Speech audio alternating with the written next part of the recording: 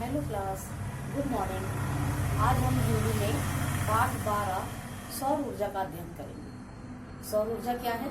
सूरज से जो हमें ऊर्जा मिलती है वो सौर ऊर्जा है। पूरे ब्रह्मांड में सूरज से मिलने वाली जो ऊर्जा है वो ये सूरज जो है एक ऊर्जा का बहुत बड़ा स्रोत है। इससे हमें सूरज से अजस्त्र स्रोत, अजस्त्र माने अंतहीन, सूरज से जो ऊर्जा मिलती है हमें वो अंतहीन है, कभी खत्म नहीं होने वाली है। बाकी सब ऊर्जाएं समाप्त हो सकती हैं, लेकिन सूरज से जो ऊर्जा मिलती है वो कभी भी खत्म नहीं हो सकती। और सूरज ऊर्जा का एक विशाल स्रोत है। पहले हम इसके कठिन शब्दार्थ देखेंगे। उपलब्ध, प्राप्त होना। अनादि, जिसका कोई अंत नहीं हो, आदि नहीं हो, अंत नहीं हो, ठीक है ना। और घनीभूत, इकट्ठा होना या एकत्रित करना। अक्षय, जिसका कभी नाश नहीं हो। क्षय माने खत्म हो जाना, अक्षय माने कभी भी खत्म नहीं होना। क्षय माने खत्म होना या नाश होना। अक्षय जो जिसका कभी भी नाश नहीं हो सकता। स्रोत, प्राप्ति का साधन, जरिया। जैसे सूरज ऊर्जा का स्रोत है, विशाल स्रोत है, ठीक है ना, तो जरिया। और अजस्त्र, अंतहीन, सूरज ऊर्जा का अजस्त्र स्रोत है। अंतहीन मतलब अंतहीन ऊर्जा हमें मिल सकती है। सूरज से कभी भी समाप्त नहीं होने वाली ऊर्जा हमें मिलती है। मैं आपको चैप्टर जो पढ़ा रही हूँ सौर ऊर्जा, वो कल की ऊर्जा, यानी कि हम बिजली बचाने की बात करते हैं। तो अगर बिजली बचानी है, जो बिजली बनती है ना, तो पहली बात तो ये कि हमारे जीवन में ऊर्जा के बिना कोई भी कार्य नहीं हो सकता। अगर हम ये इतना सा भी ये भी चौक भी उठा रहे हैं तो इसमें ऊर्जा लग रही है। वो ऊर्जा हमें कहाँ से मिल रही है? खाना खाने से ऊर्जा मिल रही है, ठीक है ना। बड़े कार्य को, बहुत बड़े बड़े कार्य को करने के लिए ज्यादा ऊर्जा की आवश्यकता होती है, ठीक है। तो हमें तो मिल जाती है ऊर्जा किससे? खाना खाने से। अगर जो और चीजें होती है उनके लिए हमें बिजली चाहिए। पंखा चलता है तो बिजली से चलता है। पंखा आपका सौर ऊर्जा से भी चल सकता है। पानी गर्म हो सकता है, खाना बन सकता है, सब कुछ हो सकता है सौर ऊर्जा से। आजकल सोलर प्लांट भी लग रहे हैं, बहुत बड़े बड़े प्लांट सोलर लग रहे हैं। तो एक बार मैं आपको रीड भी करवाती हूँ और आपको रीडिंग भी करनी है घर पे इसकी अच्छे से। विद्युत या बिजली जो है वो हमारे जीवन की मूलभूत आवश्यकता। मूलभूत मतलब सबसे जरूरी, उसके बिना हमारा काम नहीं चलता। जिस तरह रोटी, कपड़ा, मकान है, मूलभूत आवश्यकता है हमारा रोटी, कपड़ा और मकान।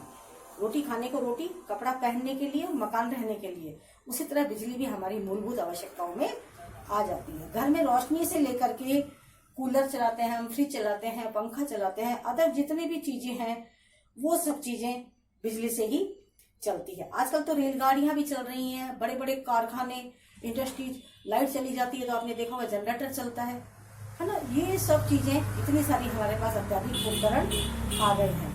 फैक्ट्रियों की उत्पादन की बात, सुई से लेकर हवाई जहाज तक बनाने के लिए सब कुछ बिजली से ही होता है। छोटी सी सुई जो हमारे कपड़े बनाने के काम आती है, कपड़े सिलने के काम आती है, उससे लेके कितना बड़ा हवाई जहाज, कितना बड़ा जहाज, शिप चलते हैं पानी में, वो सब बिजली से ही बनते हैं। क्योंकि जितनी भी फैक्ट्रीज हैं वो सब बिजली से ही चलती हैं। बढ़ती हुई आबादी के कारण बिजली उत्पादन के जो पारंपरिक तरीके हैं वो पिछड़ते जा रहे हैं, क्योंकि बिजली कम पड़ रही है। पानी भी, जैसे पानी के लिए बार बार बोला जाता है पानी को सेव करना है, पानी को सेव करना है। क्यों? पानी तो मतलब लिमिट मात्रा में हमारे पास में, और हम उसे उसका वेस्टेज, दुरुपयोग ज्यादा करते हैं। ऐसे बिजली को अगर हम जैसे रूम से बाहर निकल रहे हैं, अगर हमने पंखा बंद कर दिया तो उसे दो फायदे होंगे, बिजली भी बचेगी और हमारा पैसा भी बचेगा, क्योंकि बिजली की बचत ही पैसे की बचत है।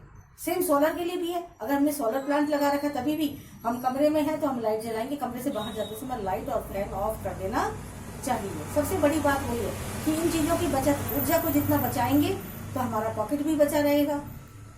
भाई सारी चीजें कहाँ से आ रही है? पॉकेट से आ रही है। पॉकेट में पैसा बचेगा तो हम उसे और किसी काम में लगा पाएंगे, ठीक है।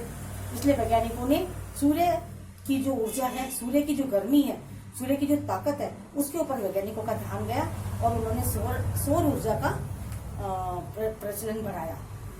और इसका इस्तेमाल अब कारखानों तक में हो रहा है। घरों में तो ही सोलर प्लांट लगे हुए हैं, लगवा रहे हैं लोग, और सोलर प्लांट के लिए सरकार भी काफी प्रोत्साहित कर रही है कि सोलर प्लांट लगाएंगे तो हमारा काम आसानी से हो जाएगा।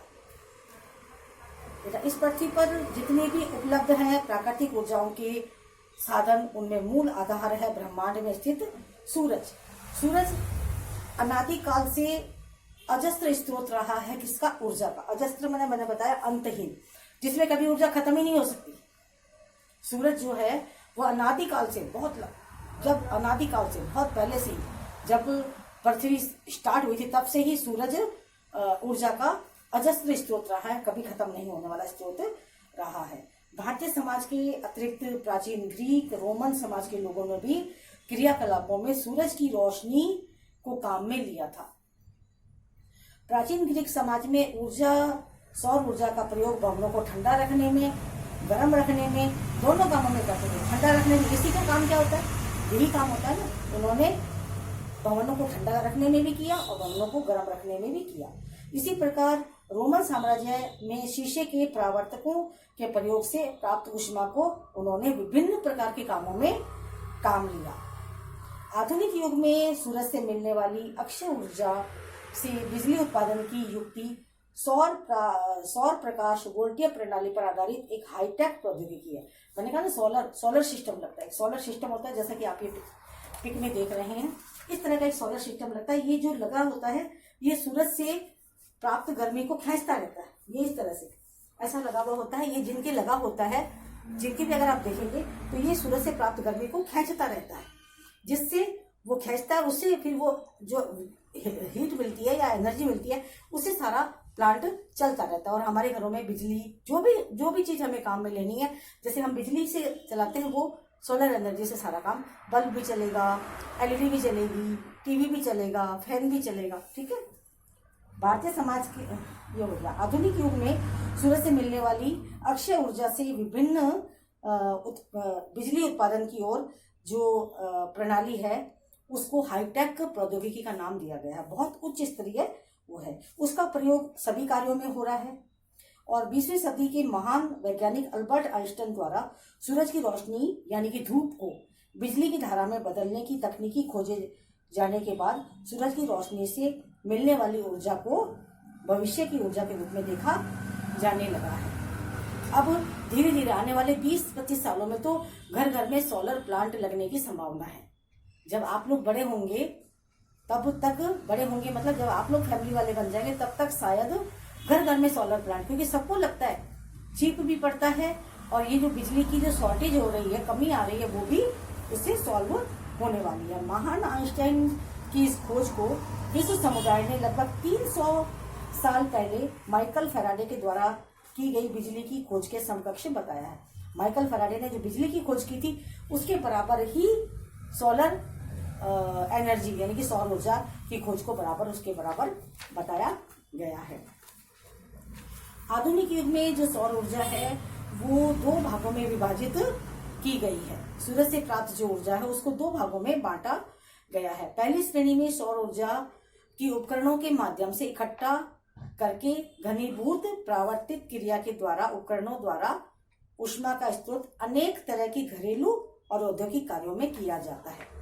कि भाई जो सूरज से हमें हीटिंग मिल रही है उसको लेकर के और उसको घरेलू और औद्योगिक कामों में उसको उपयोग में लाया जा सकता है। दूसरी श्रेणी में आइंस्टाइन की खोज से विकसित सौर ऊर्जा को प्रकाश वोल्टीय पद्धति से सौर पैनल द्वारा प्राप्त करके उसमें उपलब्ध बिजली की धारा का प्रयोग किया जाता है। इसे सौर ऊर्जा से विद्युत उत्पादन प्रक्रिया भी कहा जाता है।